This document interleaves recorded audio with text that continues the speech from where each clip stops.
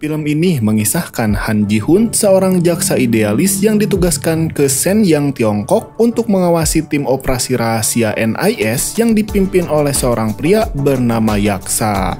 Han yang terbiasa bekerja sesuai hukum dipaksa terjun ke dunia mata-mata yang penuh dengan pengkhianatan, di mana dia terjun ke dalam misi penyelamatan seorang pembelot Korea Utara yang berubah menjadi perang intelijen antara Korea, Jepang, hingga Tiongkok. Dalam prosesnya, Han harus memilih antara tetap berpegang pada idealisnya atau beradaptasi dengan metode brutal demi menyelamatkan nyawa dan menuntaskan misinya bersama Yaksa. Selamat datang di Sinema Kilat dan ini dia alur cerita film Yaksa Ruthless Operation.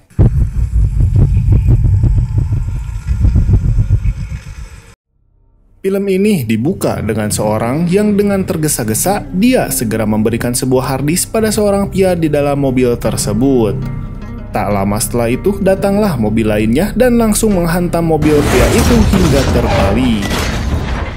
Mengetahui ada ancaman, si pria berkacamata tadi pun langsung kabur, sedangkan seorang pria yang menabrak tadi adalah tokoh utama kita dan dia bernama Yaksa.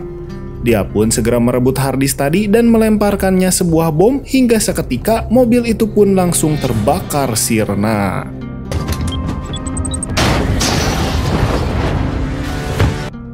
Sedangkan pria berkacamata yang melarikan diri tadi berhasil dikejarnya.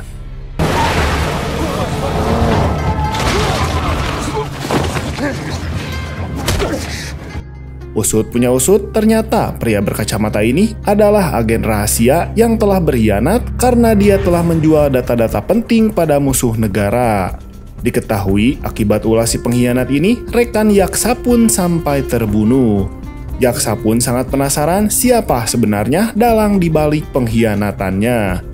Namun, pria tersebut bungkam yang akhirnya Yaksa pun menghabisinya. Sementara itu, di sebuah perusahaan bernama Sun In Group di Seoul, Korea, sedang dilaksanakan operasi tangkap tangan pada petinggi perusahaan yang bernama Lee. Dia diduga telah menyuap dan melakukan korupsi besar-besaran, akan tetapi Lee yang tidak terima pun menantangnya untuk mengungkapkan bukti-buktinya. Tapi tak lama, tiba-tiba seorang staf dari KPK Korea memberitahu jika OTT tangkap tangan yang dipimpin oleh Yaksa Han dinilai ilegal. KPK pun sadar jika ini hanya sebuah trik jebakan dari Lee untuk melemahkan kepercayaan masyarakat terhadap KPK. Karena kejadian ini sudah terlanjur diliput media, dengan terpaksa Jaksa Han membebaskan Lee di depan media dan meminta maaf atas kekeliruannya. Demi meredam situasi, akhirnya Han kini dipindah tugaskan ke kantor NIS, yaitu Badan Intelijen Korea Selatan. Keesokan harinya, tibalah Han memulai pekerjaannya di kantor pusat NIS. Di sini, dia ditugaskan membantu Pak Pak selaku staf hukumnya.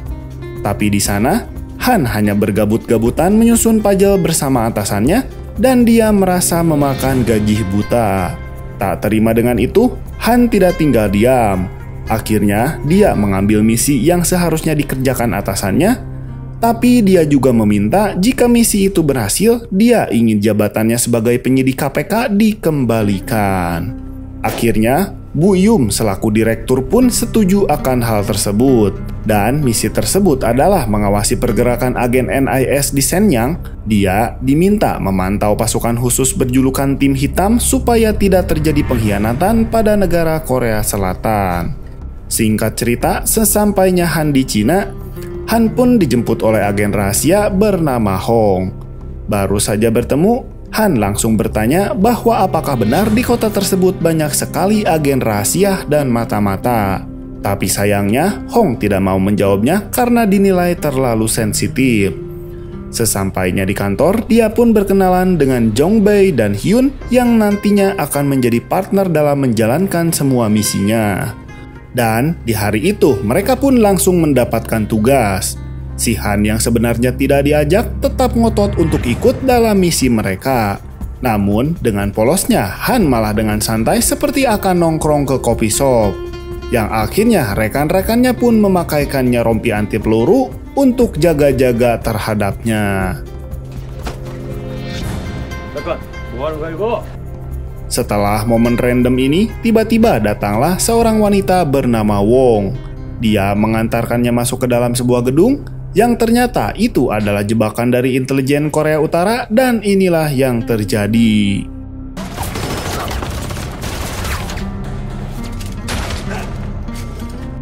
Tim hitam pun menang dalam baku tembak tersebut dan Yaksa segera menginterogasi Wong tentang siapa dalang di balik semua yang terjadi.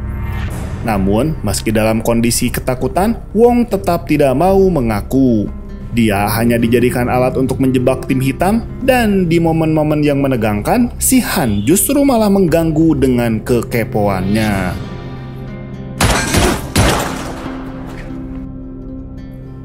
Yang alhasil, dia pun dibuat pingsan dan sengaja ditidurkan bersama PSK. Dia juga diberi narkoba yang berserakan di lantai, yang akhirnya ketika dia sadar, polisi pun sedang berpatroli di sana. Han pun segera melarikan diri dengan keluar lewat jendela dan melompat dari atas gedung.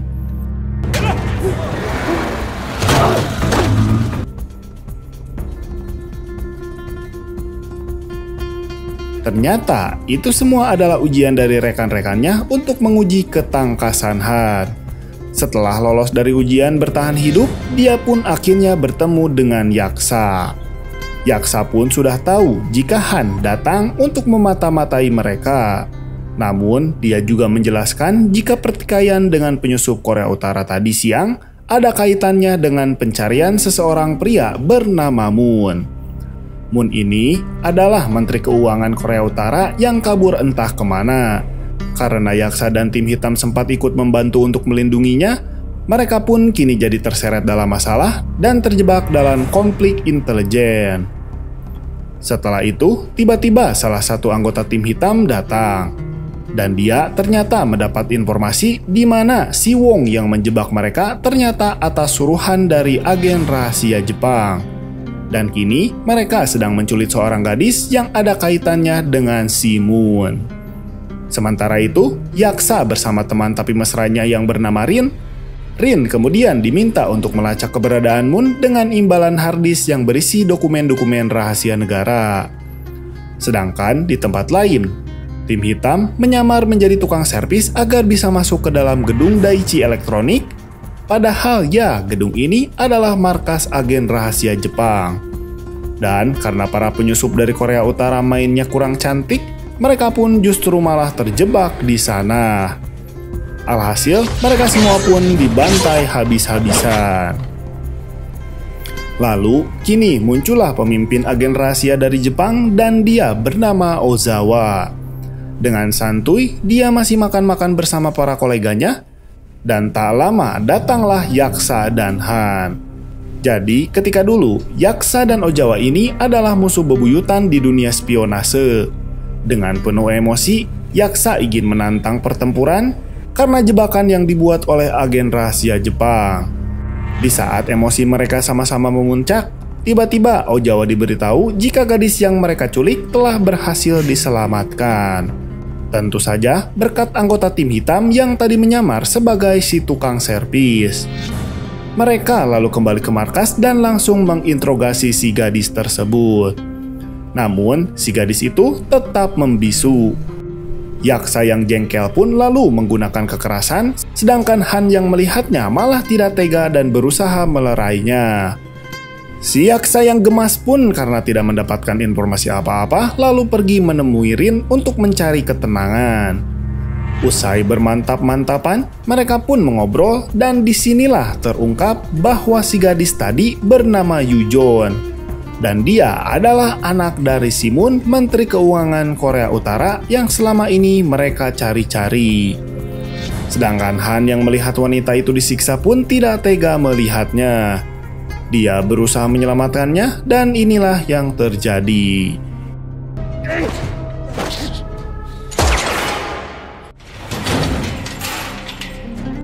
Setelah berhasil kabur, mereka pun pergi menggunakan mobil. Namun di tengah perjalanan saat Han berusaha menenangkan Yujon, tiba-tiba si gadis cilik ini malah mau menembak Han dengan pistolnya.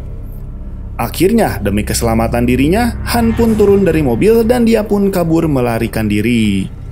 Dan ketika dia berusaha mencari bantuan dengan telepon si direktorium, tiba-tiba dia dihadang oleh gangster lokal yang akan merampok jam tangannya. Namun, jaksa pun datang dan seketika gerombolan gangster itu tidak jadi merampoknya dan pergi dari sana. Sedangkan jaksa yang kesal langsung menghajar si Han habis-habisan.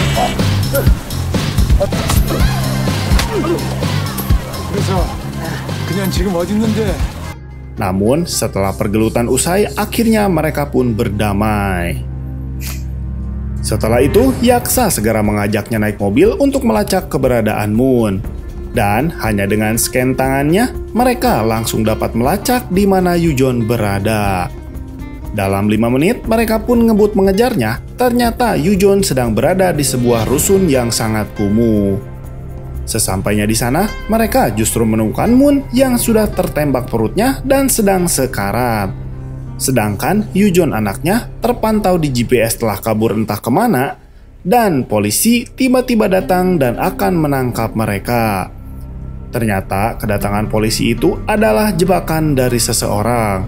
Bahkan komunikasi mereka pun juga telah disadap entah oleh siapa. Di saat itulah Pak Moon yang sedang sekarat berwasiat kepada yaksa, jangan sampai anaknya Yujon tertangkap oleh agen rahasia Jepang. Karena semua petunjuk dari teka-teki kasus ini dipegang oleh anaknya. Dan Moon pun akhirnya meninggal dunia.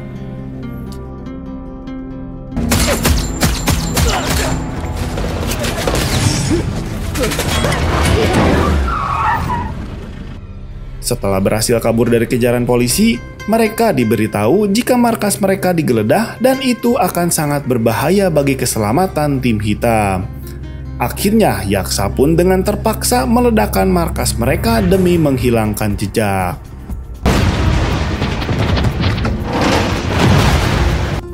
Ternyata semua jebakan ini adalah skenario dari Ozawa yang begitu rapih, dan Ozawa sengaja menjebak yaksa agar dia jadi buronan atas meninggalnya Moon. Sedangkan tim hitam mereka sibuk membuat strategi untuk melawan agen rahasia Jepang. Di sini, Han tampak tertawa karena itu sangatlah mustahil. Bagaimana bisa menang jika kini jumlah personil mereka hanyalah 6 orang? Namun, yaksa tidak punya pilihan lain daripada menyerah dan melarikan diri. Mereka memilih untuk menghadapi agen rahasia Jepang dan siap menyusup ke kantor kedutaan Jepang.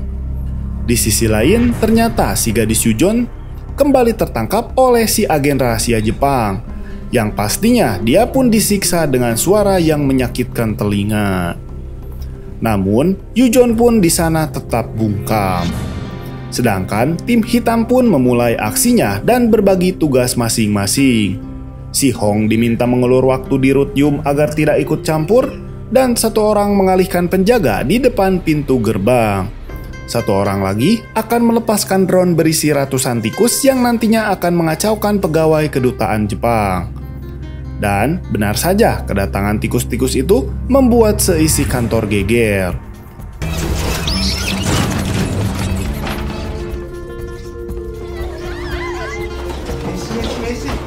Salah satu staf di sana pun segera mencari petugas pembasmi tikus, dan dengan cepat satu orang dari tim hitam ikut menyusup menjadi petugas pembasmi tikus. Sedangkan yaksa dan satu orang rekannya berhasil menyusup lewat bawah tanah.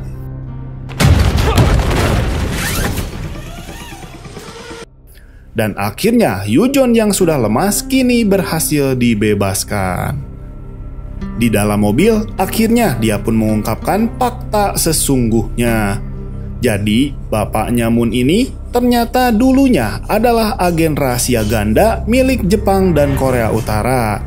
Dan Pak Moon tidak sengaja malah mengetahui jika Jepang berniat jahat untuk mengadu domba Korea Utara dan Korea Selatan agar terjadi perang. Akhirnya, si Pak Moon ini membelot dari agen Jepang.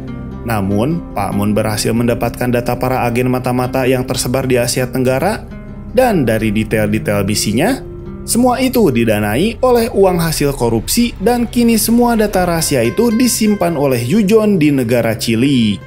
Karena meskipun terlihat masih sangat muda, Yujon ternyata sangatlah ahli di bidang IT dan hanya dialah yang bisa mengakses semua data-data tersebut. Setelah mendengar cerita itu, Han jadi teringat jika selama ini posisi mereka selalu mudah terlacak oleh musuh. Dan ternyata itu bukanlah karena kehebatan dari Ojawa, tapi justru ada pengkhianat di antara mereka. Dan Han menduga justru Direktur Yum lah yang selama ini jadi pengkhianat dan bekerja sama dengan agen Jepang agar mendapatkan dana hasil korupsi yang sangat besar. Selain itu, di luar dugaan, Hong juga ternyata ikut-ikutan menjadi pengkhianat yang kini sedang bertarung dengan Yaksa.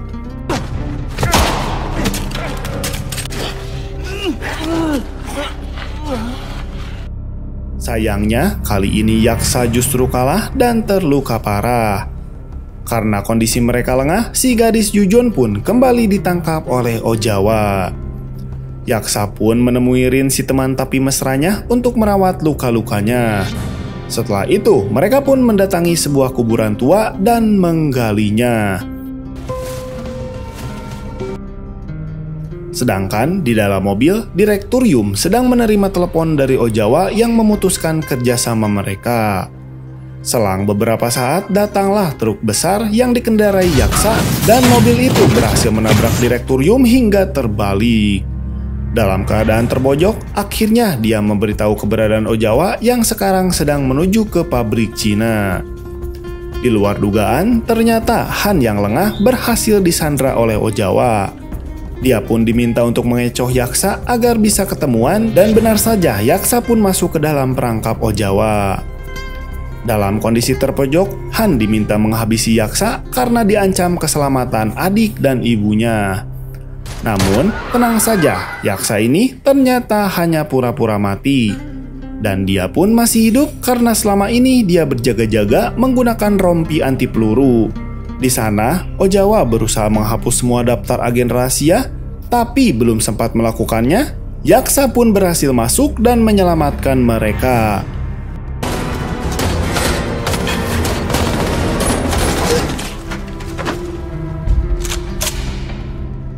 Namun, Yaksa memilih tinggal di sana karena rasa dendamnya kepada Ojawa. Dalam kondisi genting dan pabrik mulai terbakar habis, mereka masih terlibat dalam baku hantamnya.